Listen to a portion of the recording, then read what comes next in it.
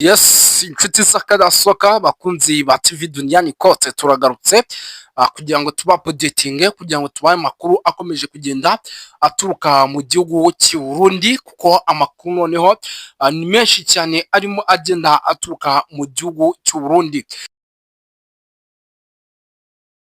Turimo turagenda rwose dukuramo amakuru ariko kikaba igihugu rwose cyamaze gucangwa bikomeye n'ibirimo biragenda bikibamo. Ese ibi bintu ni ibiki biri kuba mu gihugu cy'u Burundi? Ni ukuvuga ngo uwitwa Reverien Ndikuriyo ni umunyamabanga mukuru wa CNDD-FDD yamaze kugaragaza ko arimo arategwa imitego myinshi n'uri ku butegetsi, ubwo ni perezida Evariste Ndayishimiye kugira ngo amugarike cyangwa se amwivugane muri rusange. Turaza kubyinjiramo ariko uretse ayo makuru nari nyinjiyemo nabanza guha ikaze no gusuza abantu badukurikirana, nabibutsa ko turi ku gitondo cyo ku itariki 23 kuko badukurikira ari benshi, bari mu gihugu cy'u Burundi, bari mu gihugu cya Kenya, bari Tanzania, bari mu Rwanda, bari South Africa, bari Zimbabwe, bari Zambia n'ahandi hagiye hatandukanye. Tubaye ikaze na Congo na Uganda.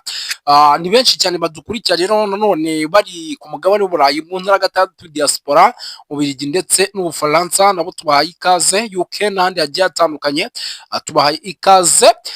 Uwitwa Lelo Robini n'abanzi be bose batangiye rwose gukorerwaho iperereza by'umwihariko mu gihugu cy'u Burundi. Biciwe mu iperereza, ahubwo biciwe mu iperereza rwose nyuma y'uko rwose Robin nawe ibye bibaye bibi cyane. Andi makuru ibyo turaza kubyinjiramo. Andi makuru by'umwihariko akomeje kugera aturuka mu gihugu cy'u Burundi ni inkuru mbi ku gisirikare cy'u Burundi. Uwitwa General Prime Niyongabo amaze gusohora itangazo rikomeye cyane. Ese iryo tangazo rivuga iki? Igisirikare cy'u Burundi kiri mu kaga gakomeye, nyamuneka turaza kubyinjiramo.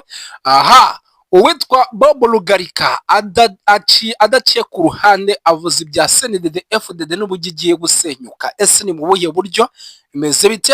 Turaza kuba tubyinjiramo ariko kandi turaza kurebera hamwe ibyakudeta biri kuvugwa mu gihugu cy'u Burundi ishobora kuza kubaho isaha ku isaha.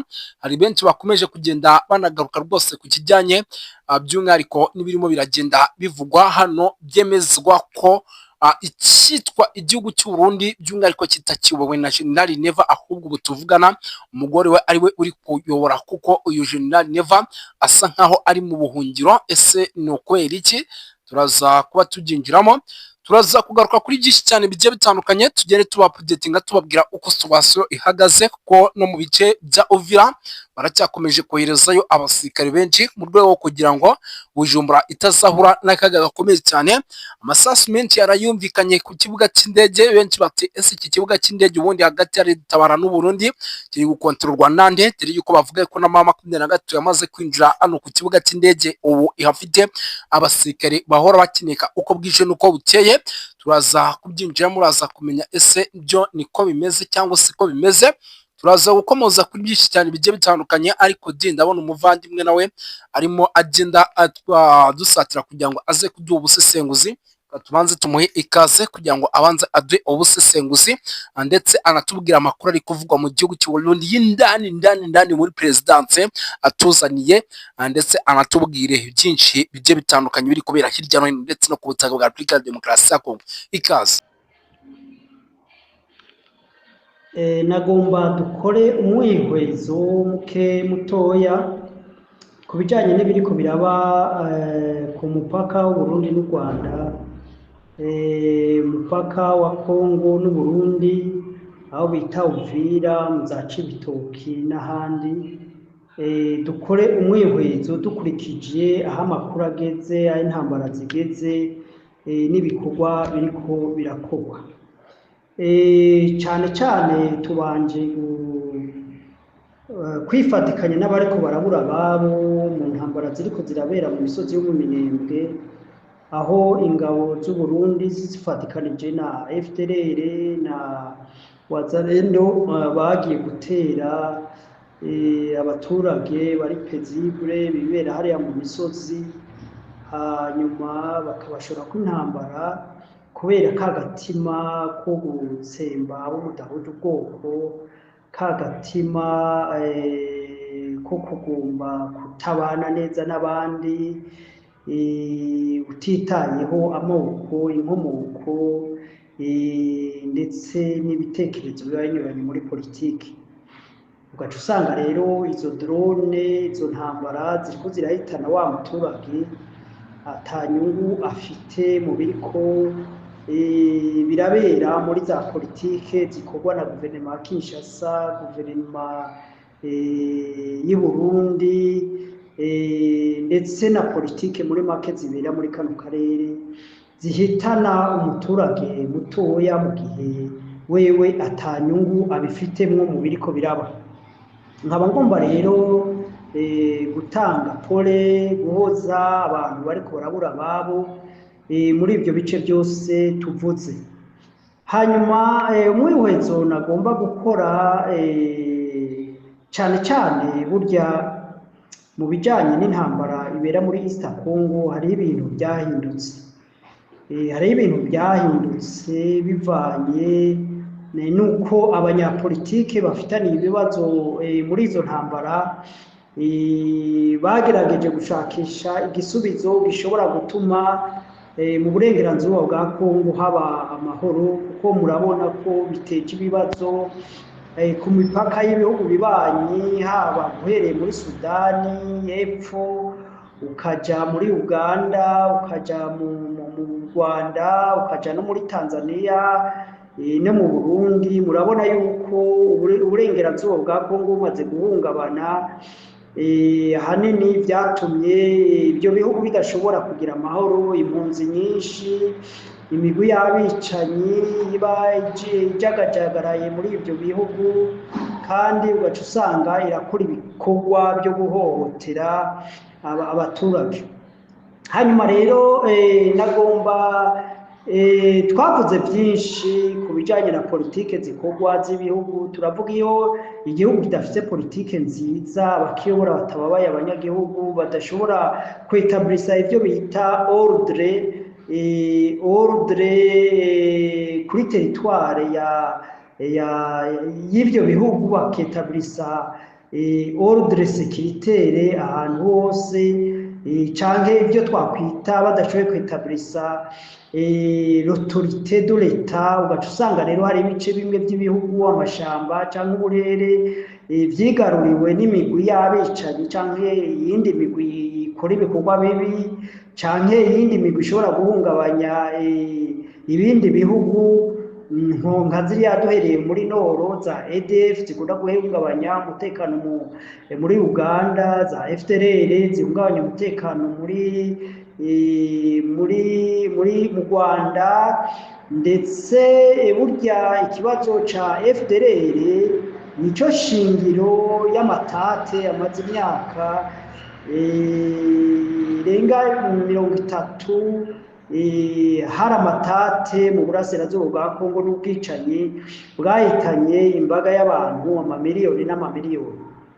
Ibitekerezo bya jenoside, ibitekerezo byo guhonya abandi, ibitekerezo byo kwima ubwenegihugu abandi kandi ari uburenganzira bwabo, ibyo byose nibyo byatumye inganda zitikira baba abakongomani, abarundi, abanyarwanda, abaganda.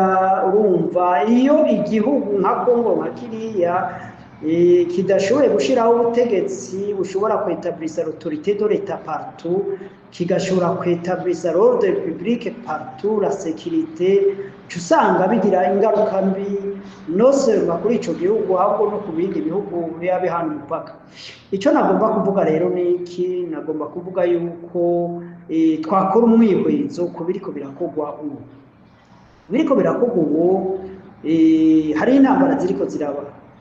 Intambara igihe cyose ni ikintu kibabaje, intambara igihe cyose ni ikintu gihitana ubuzima bw'abantu, kandi iyo umuntu apfuye ntagaruka.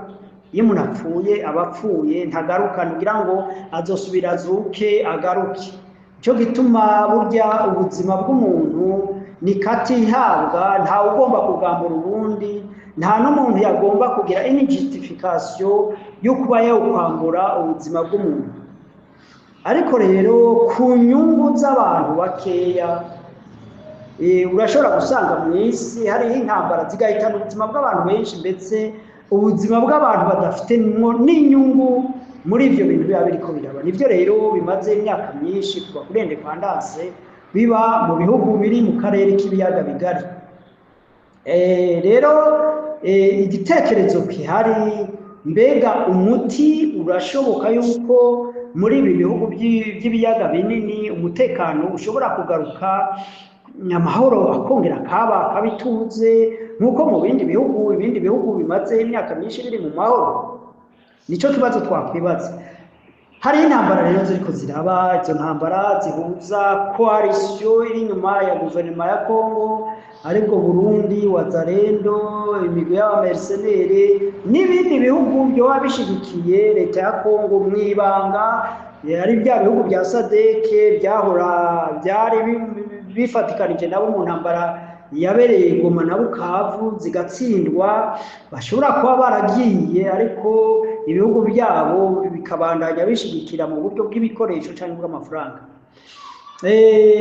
Ku ruhande rwa AFC/M23 u Rwanda rushigwa mu majwi, hanyuma yenda n'ibindi bihugu nabyo, ko burya abantu bose muri politiki bagira abagenzi, bidashobora kuba byigaragaza. Izo ntambara rero ziriko zihuza izo bloke zibiri, twaravuze impinduka zabaye, hariyongeyemo abamercenere b'Abakolombiya n'abandi. Rero burya mu y'intambara yihari dushobora kumenya abashigikiye uruhande bose n'abashigikiye uruhande rwose. Hanyuma turabona yuko ibiganiro bya Washington na Doha byashoboye kurarantisa ubukana bw'intambara, nuko AFC/M23 itashishikaye yigarurira ibice nubwo habandanije habe gusotorana. Rero mbega hari ibyizigiro, hari icyizere, hari amahirwe twoha ibiganiro bya Washington? Reka tuvuge ko kandi ibiganiro bya Washington turashobora kubiha amahirwe, kuko bavuga ngo uhagarike n'ingwara vuma. Etats-Unis ni igihugu gikomeye gihambaye ca mbere, gifite igisirikare gikomeye ku isi, kivuga rikijana mu isi, kiri muri wa mugabane na bya bihugu by'abarongoye ordre mondiale hari uno munsi kuva inyuma y'intambara ya kabiri y'isi yose. Turabona ko Etats-Unis ariyo n'Uburayi aribo barongoye ibyo twakwita ordre mondiale. Nubwo abantu benshi badatahura ibyo tuvuga, ibyo twakwita ordre mondiale, baba ari abantu bashobora guha amategeko ibindi bihugu, bashobora gutuma politike zabo n'ibikorwa bakora bishobora kumvirwa kurusha uko ikindi gihugu cyari cyo cyose cyovuga. Ayo n'amahirwe manini dushobora guhera ibiganiro bya Washington, kuko Washington Perezida Trump ashobora gukoresha igitinyiro ciwe agategeka leta ya Kongo na leta y'u Rwanda bakaba boshobora kumvikana.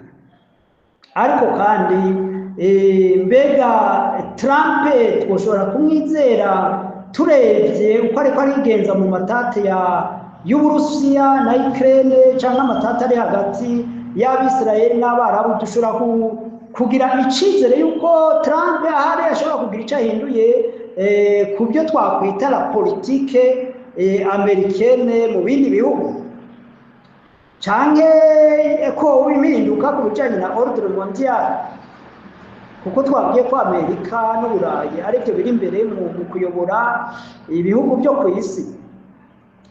Reka dufate iyo scenario ya mbere yuko bishoboka yuko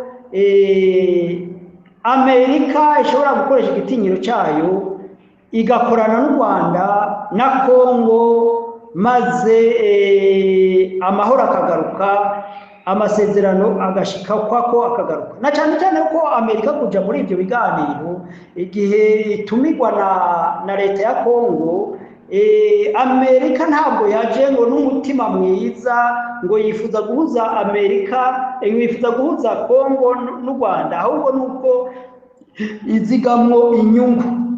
kandi muri ibyo biganiro n'u Rwanda nabwo ruzigamwo inyungu, kandi amahoro n'umutekano bigarutse ibyo ari byo byose ibihugu byose byo mu karere byabonamo inyungu. Ibyo rero ni igitekerezo gishobora gutuma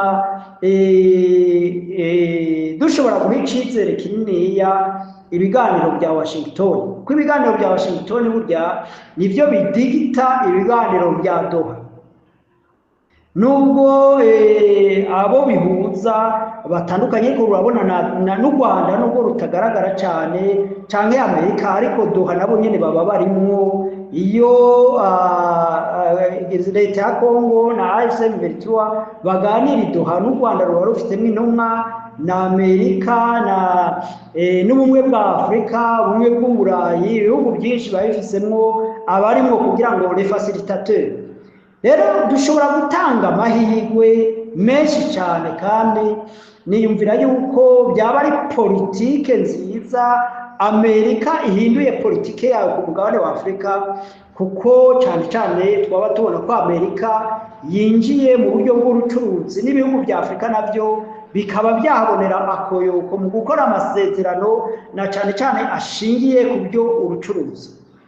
Ariko urucuruza rwa Amerika, amakampuni ya Amerika, amakampuni y'Uburayi, amakampuni y'ibindi bihugu niyo bashobora gukorera muri Kongo mu gihe hari indyane n'ubwicanyi n'imigwi ikora ibyigombye. Nicyo gituma rero buriya ikibazo cy'umutekano kigaruka nacyo, kuko arico kirashyira gikingira inyungu z'ibyo bihugu biba byazanye investissement muri icyo gihugu cyari igihugu cya Congo, igihugu cy'u Rwanda, igihugu cya Uganda, igihugu cya Tanzania, igihugu cy'u Burundi. Nabwo ko ibyo bihugu birimwo le potentiel ubutunzi bwinshi cyane, yaba amapetrole, yaba toutes sortes de minéraux, yaba iby'amazi, yaba ibintu byinshi cyane by'ubuhinzi n'ubworozi bishobora gukorekera muri aka karere, maze aka karere kagashobora kugaburira isi mu bintu byinshi.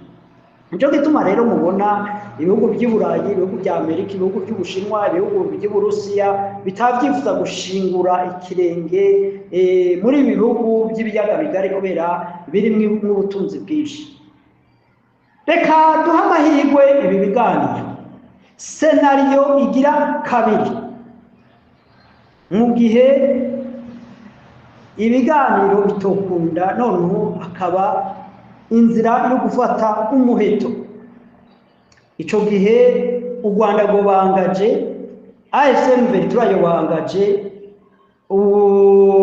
Uganda yobangaje, n'ibindi bihugu nka Kenya n'ibindi bihugu tutabona tutazi byoshobora kuba angaje kuri iyo bloke kugira ngo vyempoze la sécurité kuri East Congo. Ivyo navyo harimo riske nini ya yuko Tshisekedi ashobora kubihumberamo n'intwaro yiwe igatembagazwa na burya na opposition ikomeye ihambaye y'abakatumbi, y'abafayuru, y'abakabira n'abandi benshi, imigwi ikomakomeye, imigwi za Katolika, amadini menshi amaze kugaragaza yuko adashigikiye politike ya Tshisekedi. Nico gituma ubona bamuhatira ibiganiro bihuza abakongomani bose. Nico gituma rero kuba ko Tshisekedi atofata ya mahirwe ya Washington n'u Rwanda ngo ayabyaze umusaruro, akishingira yihambira kuri bya bitekerezo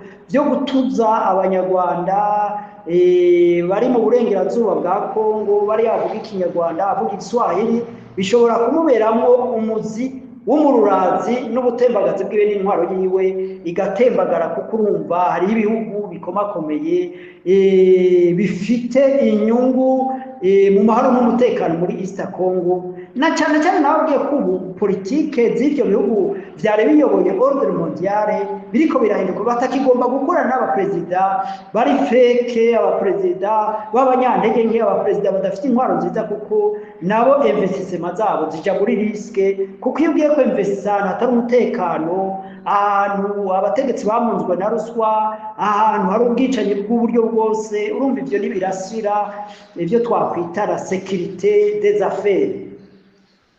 Nico gituma ubona nubwo Kongo yari ngiye nk'isa n'iganira na Amerika gusa, noneho ngo baganire bagira imbaraga no z'uko na AFC/M23 ndetse no kurwanya u Rwanda.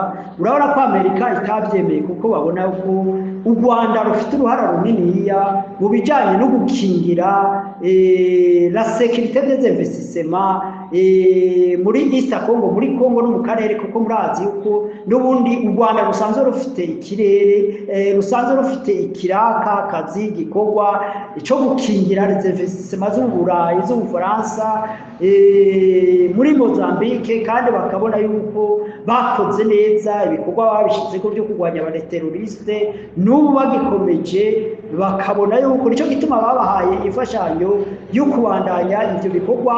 Ariko muri ya ntimukagire ngo ahanini n'umutekano w'abaturage witaweho, ahanini c'est la sécurité des investissements y'ivyo bihugu bikomeye. Ariko niyo bishitse nico kikiyongera yuko n'abanyagihugu nabo bakingirwa bakabona amahoro. Ivyo navyo ni drapo nziza ku gihugu cy'u Rwanda, ni igikorwa ciza mu makuru. Ico gituma rero Amerika itari kwemera diri hagati yayo na Kongo gusa, ikirengagiza u Rwanda, kuko u Rwanda rufite ibintu byinshi Amerika ibona vyofasha pour garantir les investissements zabo muri mu karere k'ibiyaga bigari, muri East Africa.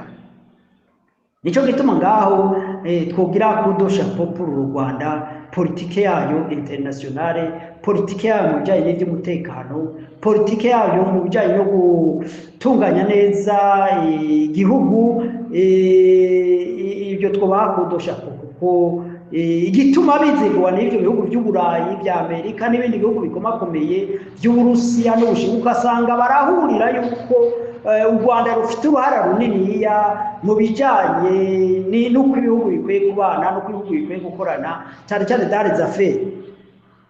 Aho rero nico nagomba mvuga yuko twoha amahirwe Doha, tugaha amahirwe Washington. Ariko twari tuvuze mu gihe byo failinga, turabona ko intwaro ya Tshisekedi ishobora kuvanwaho, kandi n'intwaro y'u Burundi nayo nyene ishobora kugeremirwa nuko ibyo biganiro bitoshika ku ntego, kuko u Rwanda Burundi rusigaye base arrière y'intambara zibera muri East Congo, kandi u Burundi bwaremeye officiellement burisinya yuko bwemeye kubandanya izo ntambara. Nico gituma ruguma rumungika y'abasirikare, ruguma rumungika y'intwaro, ruguma rufatikanya na Kongo mu bikorwa bibabaje cyane byo kwica abanyamurengari mu Minembwe, kwica abantu Uvira. Ibyo bintu rero birababaje kubona Burundi bwarahisemo nabi, bukaja inyuma bugashigikira abantu bashobora kurya abantu batabenyegeje, bariko barifata amafilime, bakemera gushigikira umuvumo w'abantu biyemeje gusesa amaraso y'abantu, babaziza ubwoko, babaziza uko baremwe. Ivyo bintu birababaje cyane kubona leta ya Ndayishimiye yahisemo iyo nzira. Niyumvira rero yuko ibyo bintu bishobora kugira ingaruka mbi cyane mu gihe ibiganiro bya Doha, ibiganiro bya Washington bitonyuramo. Niyumvira yuko iyo scenario ya kabiri yakwegera akarambaraye cyane cyane igihugu cy'u Burundi, kuko ciyemeje kuja mu mugongo wa Tshisekedi, mu gihe Tshisekedi wewe ari kure izikinshasa, ariko wewe Ndayishimiye ntigeze aharura ko ari we yegereye iby'izo ntambara. Rero kuja kuvyidabikamo bishobora kumukwegera intambara zikomeye. Scenario ya gatatu nuko ibyo bihugu bishobora kugira icyo twakwita double jeu. Double jeu ni uburyo bwo gushigikira l'équilibre des conflits.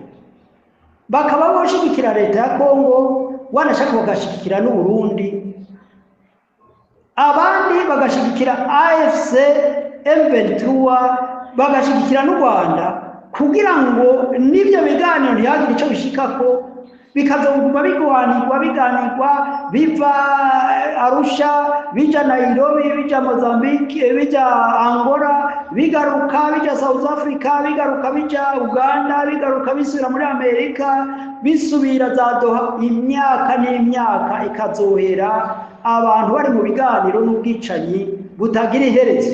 Iyo ni scenario ya gatatu. Mu gihe byobuko byo wabibabaje cyane niho twari twaratanze impanuro turavuga tuti noneho ibihugu biriko bigirwa kw'ingaruka directement bifite ubushobozi bw'igisirikare bifite umutima wo kugarura amahoro ari byo Uganda ari byo Rwanda ari byo Kenya bishobora gushigikira AFCM 23 noneho ya mahoro abantu batifuza biciye mu neza agashigwaho biciye mu muheto. Niyumvira yo nayo n'inzira ibabaje kuko ituma ubuzima bw'abantu buhona, ariko n'inzira ishobora kuba inyishu y'igisubizo noneho amahoro n'umutekano bikazogaruka muri ibi bihugu. Nubwo bishobora ari inzira ishobora gufata igihe kirekire kuko yenda haguma de resistance haba ku ruhande rw'u Burundi haba ku Burundi ku ruhande rwa Congo hagumamo de resistance de poche de resistance za Wazalendo yenda n'igisirikare cya Congo coba catsinzwe cya igisirikare cyo Burundi coba catsinzwe shobora guhungira Tanzania kikagaruka komeza ibikorwa bya sabotage kuko burya gusambura kwica ntabwo bisaba imbaraga nyinshi. Rero iyo ni scenario ya gatatu ishoboka ariko mbi nifuza icyo nifuza tubona cyiza two kwanguraja nuko umuco wa Washington umuco wa uri kurabera Doha ibi biganiro byobaho ngo amatangazo yo guhagarika intambara akaba vuba abantu bari mu minembwe abantu bari Uvira bakareka gupfa abantu bari za Warikare bari hariya kiri ibice birimo intambara. Erega n'abasirikare nabo nyene ntibaremewe gupfa, ntabwo baremewe gupfa, nabo nyene hari amahoro bokora ibindi bikorwa byo kubaka ibindi bikorwa byo gukomeza inyigisho ibindi bikorwa byo kurinda umutekano mu bindi bihugu. Ntabwo baremerewe kugira ngo bashobwe kurisongoye kubera inyungu z'abategetsi bakeya batabona inyungu y'amahoro n'umutekano, batabona ibyiza by'amahoro n'umutekano. Rero muri make nivyo nagomba kuvuga ni scenario zitatu. Iya mbere no kubiganiro bya Doha na Washington twobiyumugisha Imana ikabije imbere kuko bihagarikiwe n'imbaraga zikomeye, noneho izo mbaraga zikomeye kandi zifuza ibyiza muri aka karere bikagenda neza. Hanyuma scenario ya kabiri navuze yuko intambara hashobora kuba intambara zihitana Tshisekedi zigahitana na Ndayishimiye, navyo nivyo bari vyiza kuko boba banse inzira y'amahoro n'ibiganiro. Hanyuma iyindi scenario nabwiye ko ari ugucreate équilibre de conflit, hakazoguma hari indyane intambara ntigerera hakaba n'ibiganiro bitigera bihera. Ivyo navyo nyene n'ibintu bishoboka, ariko rero turebye uko ibihugu bigowe bya Amerika iby'Uburayi iby'Uburusiya by'Ubushinwa ko n'izindi ntambara ziriko zirabera mu bihugu biriya hagati y'Uburusiya na Ukraine hagati y'ibihugu by'Abarabu n'Abisirayeli, bijya byose n'ibintu bituma ibihugu byinshi bigira ubukene mu bijanye n'ubutunzi bukayumba, ugaca usanga ibyo gufasha abanyagihugu byabo birayumba cyane cyane nko mu Burayi muri iki gihe. Rero ibyo numva byoshobora gutuma ibihugu byinshi bishobora guhitamo inzira y'amahoro kurusha guhitamo inzira y'intambara. Turabashimiye cyane, mugire commentaire kuri uyu mwihwezo, namwe mutange ibitekerezo. Ariko icyo twifuza guha amahirwe Doha, twifuza guha amahirwe Washington, hanyuma kandi na Tshisekedi yorohe na Ndayishimiye yikuremo iby'umutima byo kurwana by'intambara byo kwiteranya n'u Rwanda, ibyo abihagarike, hanyuma amahoro n'umutekano bisasagare muri kano karere murakoze. Yesu abaha umugisha, Imana ibagire neza, musishikare kudukurikirana mu biganiro byacu no gusangiza ibi biganiro abandi. Imana ibaha umugisha.